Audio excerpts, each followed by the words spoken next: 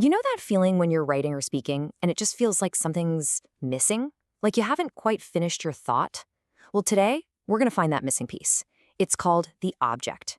And trust me, mastering this one little thing is the key to building way stronger, clearer sentences in English. So let's get into it. Okay, just look at this on its own. She wrote C. See, it just kind of hangs there, doesn't it? Your brain immediately starts asking, she wrote what? That little gap, that's where communication can really fall apart. And then, boom, we add two little words, a poem. All of a sudden, the sentence makes sense. The thought is complete. That phrase, a poem, that's our object. It's on the receiving end of the action wrote, and it's what gives the whole sentence its meaning. It's that simple, but it's also that powerful. So, let's get a clear definition here. What is an object? It's basically the part of the sentence that gets the action. It's the target of the verb. And the easiest way to find it, like a little cheat code, is to just ask what or whom right after the verb. She wrote what? A poem. They invited whom? Him. See how that works? It points you right to it. All right, so now that you get the basic idea of an object, we're going to dig a little deeper. Turns out they come in a few different flavors. Think of this next part like us adding 3 essential tools to your grammar toolkit. Yup, 3. That's the magic number for today. There are 3 main kinds of objects that you are going to see over and over and over again in English. And here they are, the big 3. You've got your direct object, your indirect object, and the object of a preposition. Let's break each one down so you can spot them in the wild, no problem. First up, we've got the most common one, the one you'll see all the time, the direct object. This is the main event. It's the person or thing that is directly getting acted on.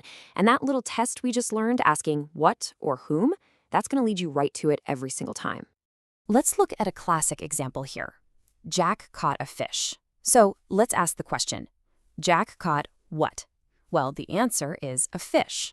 Simple as that. That makes a fish our direct object. It's the thing that is directly being caught. Okay, but here's where it gets interesting. What happens when someone else benefits from that action? That's where the indirect object slides in. It's the person or thing who receives the direct object. The questions you ask to find this one are to whom or for whom. So, sticking with our fishing example, check this out. Give her the fish. Okay, so the fish is still our direct object, right? Give what? The fish. But to whom are we giving it? To her. So her is our indirect object. She's the one who gets the fish in the end. And our third tool in the toolkit is the object of a preposition.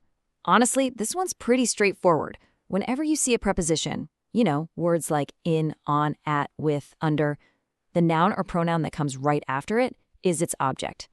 So in a sentence like, the book is on the table, table is the object of the preposition on. Or how about, we walked through the forest, forest is the object of through. Easy enough, right?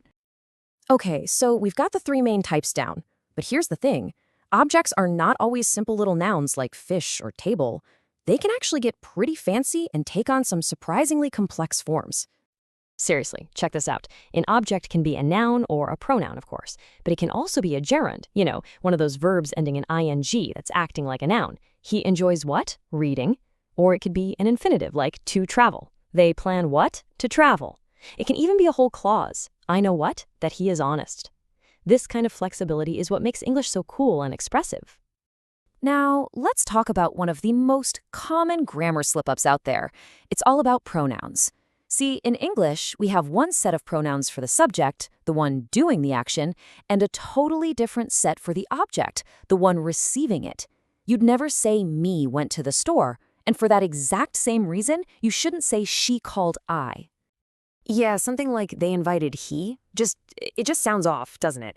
That's your brain telling you that he is a subject pronoun. But since this person is receiving the invitation, we need the object pronoun him. They invited him. Same thing with I don't like she. No, it has to be I don't like her. Getting this one thing right will instantly make your English sound so much more natural. So we know what objects are, we know the different types, and we know what forms they can take. But where do they actually go in a sentence? Because believe me, the order matters a lot. And the good news is, most of the time, the structure is super simple and really reliable. Subject, then the verb, then the object. SVO. The cat, S, chased, V, the mouse, O. It's pretty much the fundamental blueprint for English sentences. But what about those sentences we were looking at earlier, the ones that have both a direct and an indirect object? How do we put those together without making a total mess? Well, you actually have two common, totally correct ways to do it. The first one is to put the indirect object first, then the direct object. She gave me a gift. The second way is to flip them. You can put the direct object first, but, and this is important, you have to add a preposition, like to or for, before the indirect object. She gave a gift to me. They both mean the exact same thing, they just have a slightly different rhythm. All right, you ready to level up a little bit? Let's talk about a more advanced technique. What if you want to put the spotlight on the object of a sentence instead of the subject? English has this really clever trick for that, and it's called the passive voice. Now, changing a sentence from active to passive might sound complicated, but it's really just a four-step recipe. First, you take the object and make it the star of the show by moving it right to the front. Second, you tweak the verb. Third, just make sure that new verb matches your new subject. And last, you take the original doer of the action and move them to the end, usually putting the word by in front of them. And here's what that actually looks like. The active sentence, Mike makes a lovely birthday cake, is all about Mike. He's the focus.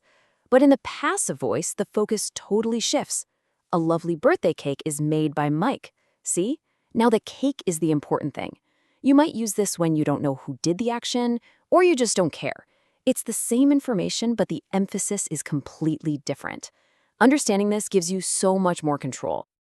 Woo, we have covered a lot of ground, haven't we? From the basic definitions all the way to flipping sentences around. So let's just tie this all together. Why does mastering objects even matter? Well, because it's not just some boring grammar rule. It's a genuine communications superpower.